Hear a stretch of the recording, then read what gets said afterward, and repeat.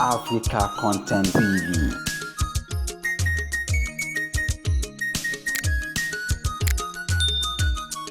Ẹ tún gbọ́ lọ́n tóbi lẹ́ẹ̀kan sí i. Lẹ́yìn Seyi kí ló tún kàn? Seyi. Lẹ́yìn Seyi kí ló tún kàn? Seyi. Lẹ́yìn Seyi kí ló tún kàn? Seyi. Afiola Ọlọ́run bí Ọlọ́run.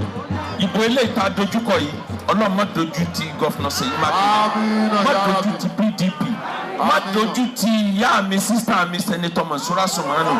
Ọlọ́run o, má dojú ti gbogbo àwọn sẹ́nitọ̀ wa, ó bẹ̀rẹ̀ látòrí Tẹ́gbè. Ibi adojúkọ ni odojúkọ Ọlọ́run o.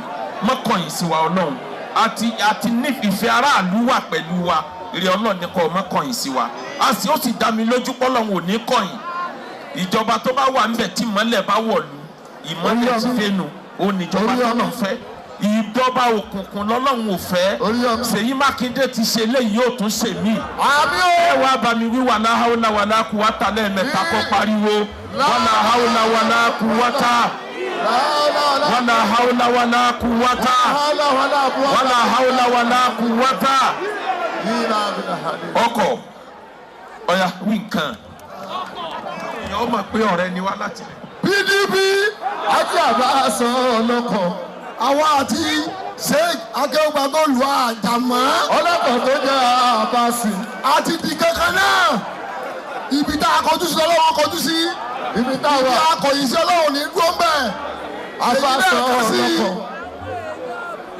ọlọ́kọ̀ tó jẹ́ àbáṣì ṣùgbọ́n àbáṣọ ọlọ́kọ̀. Mo fàṣikọ́ pé Honorable Ayobami Ojo, Joybam, ọlọ́kọ̀ former state house assembly member, Shaki West Atisbo, Abaso ọlọ́kọ̀, ẹ máa bọ̀, ọlọ́kọ̀ Oṣù Then, I recognize àwọn èèyàn Honorable Dàpọ̀ Pópóọlá, former chairman Shaki West, àwọn bíi Honorable Ogungbero Johnson, Honorable Dorcas, Afa Muyideen Adéjàre, and I recognize àwọn